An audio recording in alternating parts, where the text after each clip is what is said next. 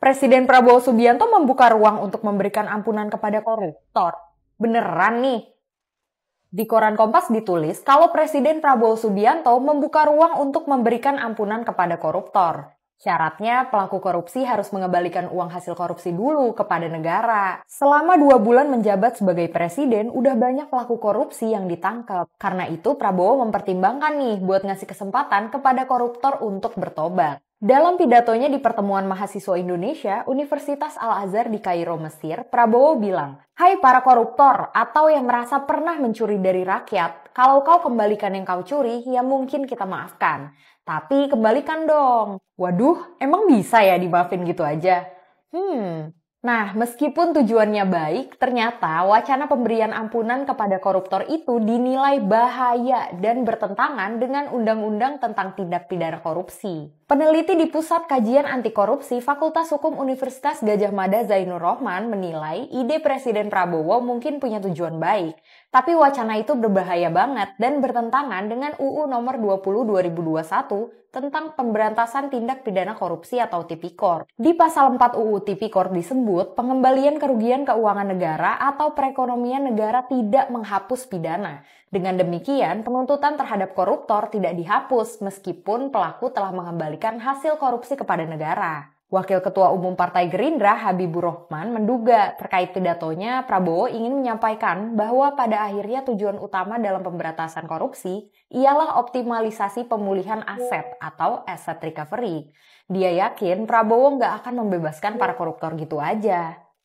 Hai para koruptor atau yang merasa pernah mencuri dari rakyat, kalau kau kembalikan yang kau curi, ya mungkin kita maafkan. Ini saya dalam rangka memberi apa istilahnya tuh, memberi memberi kesempatan untuk tobat. Hai para koruptor atau yang merasa pernah mencuri dari rakyat, kalau kau kembalikan yang kau curi, ya mungkin kita maafkan, tapi kembalikan dong. Nanti kita beri kesempatan. Cara mengembalikannya bisa diam-diam supaya nggak ketahuan. Mengembalikan loh ya, tapi kembalikan.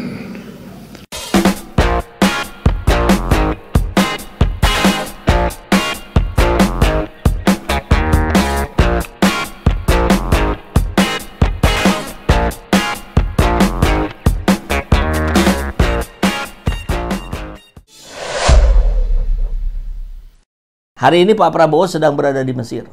Dan ini katanya pidato di depan para mahasiswa Indonesia di Mesir. Masih terkait korupsi. Saya dalam minggu-minggu ini, bulan-bulan ini, saya dalam rangka memberi apa istilahnya itu, memberi memberi kesempatan untuk tobat. Hai para koruptor atau yang merasa pernah mencuri dari rakyat, kalau kau kembalikan yang kau curi, ya mungkin kita maafkan, tapi kembalikan dong. Nanti kita beri kesempatan. Cara mengembalikannya bisa diam-diam supaya nggak ketahuan. Mengembalikan loh ya, tapi kembalikan. Kemudian, hai kalian-kalian yang sudah terima fasilitas dari bangsa negara, bayarlah kewajibanmu. Asal kau bayar kewajibanmu, taat kepada hukum, sudah kita menghadap masa depan. Kita tidak ukir-ukir yang dulu.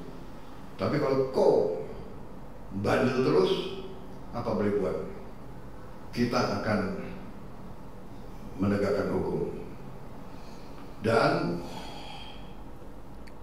ya, saya ini agak aneh ya, cukup aneh atau sangat aneh dalam pandangan kami lah, orang-orang awam, rakyat jelata ya, ketika mendengar bahwa mungkin dimaafkan, asal kembalikan. Kalau enggak nanti akan ada penegakan hukum. Bentar. Bukankah penegakan hukum itu wajib ditegakkan dalam kondisi dan situasi apapun, tanpa pandang bulu, tanpa pandang kulit, tanpa pandang sara? Iya kan? Panglima, jadi panglima hukum itu. Tapi ketika ada kalimat-kalimat, kembalikan, kalau nggak mau, kalau masih bandel ya kita tegakkan hukum. Kok seolah-olah hukum ini menjadi cara kedua atau ketiga gitu. Nah, itu sudut pandang kita ya, rakyat jelata yang awam. Tapi mungkin kalau kita pakai sudut pandang elit-elit politik, yang dilihat itu persoalan bagaimana kemudian kalau dia mau mengembalikan, ini luar biasa pemasukan buat negara. Misalkan 57 triliun, 58 triliun, atau ratusan triliun bisa kembali. Kemudian orangnya dimaafkan. Nah, mungkin pertimbangan elit-elit politik seperti itu. Ya kalau buat kami sih, uang dikembalikan, orangnya hukum. Pantesan ya, undang-undang perampasan aset, pemiskinan koruptor itu nggak diketok palu juga. Karena ya itu tadi, barangkali terlalu kuat mereka. Kalau walaupun itu uangnya uang curian dari rakyat, tapi kalau uangnya sudah dipegang oleh para koruptor, ini koruptor yang belum diketahuan ya, atau belum dihukum, aparat itu kemudian menjadi harus menggunakan berbagai cara gitu. Seperti yang Pak Prabowo sampaikan tadi, mungkin kita berikan maaf, mungkin kan ya repot memang ya kalau politik dijadikan sebagai alat. Harusnya ya udah nggak usah peduli gitu, tegakkan hukum saja. Kalau dia nggak mau balikin, nggak apa-apa, rampas saja asetnya, kan begitu. Makanya undang-undang perampasan aset ini harus segera diketok palu. Jadi nggak peduli dia mau ngaku mau tidak, mau ngembaliin mau tidak, ya telusuri nanti di mana saja harta-hartanya. Harta atas nama dirinya, atas nama istrinya, atas nama anaknya, atas nama keponakannya, atas nama saudaranya. Kan biasa begitu ya, biar LHKPN-nya kecil gitu. Ada Fortuner harga 6 juta di LHKPN, kemudian ada rumah di tengah-tengah, cukup di kota lah, di Jakarta Timur apa Selatan gitu, harganya 200 juta. Kan yang begini-begini ini harus dibabat ini. Kalau Indonesia ingin membaik seperti harapannya Pak Prabowo ya. Ini yang begini-begini batalin aja lah PPN 12%. Miris ini. PPN RI bakal jadi yang tertinggi di ASEAN, tapi upahnya rendah. Gimana mungkin bisa naik kemakmurannya kalau pajaknya malah dibesarin? Kan begitu. Dan satu lagi, Prabowo janji tak akan naikkan pajak jika jadi presiden. Kita buat efisien. Kalau kita mengambil hak rakyat yang disebut KKN atau korupsi itu kembalikan semuanya kepada rakyat. Kalau kita membeli bandar, itu duitnya duit rakyat, maka gunakan untuk rakyat, dari rakyat untuk rakyat. Bujur-bujur itu butuh bujur-bujur itu bujur-bujur. Kembalikan hak orang. Karena kalau duit-duit nang ampun orang ini masih ada di rumah kita meninggal dunia, nang disiksa adalah kita selama-lamanya. Nang nyaman, anak buah kita dikiranya ini warisan, padahal hak orang lain. Perhatikanlah. Koruptor itu, dia bermoral kalau dia tidak minta ampun pada hakim. Dia tidak menyogok hakim. Karena dia tahu waktu dia melakukan korupsi, dia punya konsekuensi di penjara.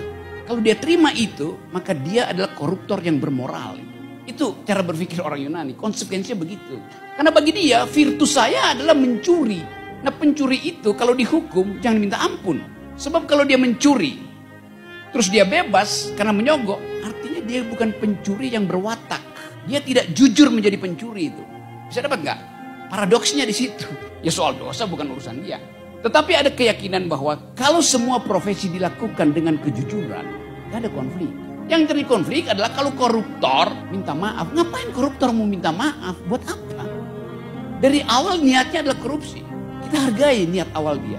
Justru kalau dia minta maaf, kita anggap dia tidak berintegritas sebagai koruptor.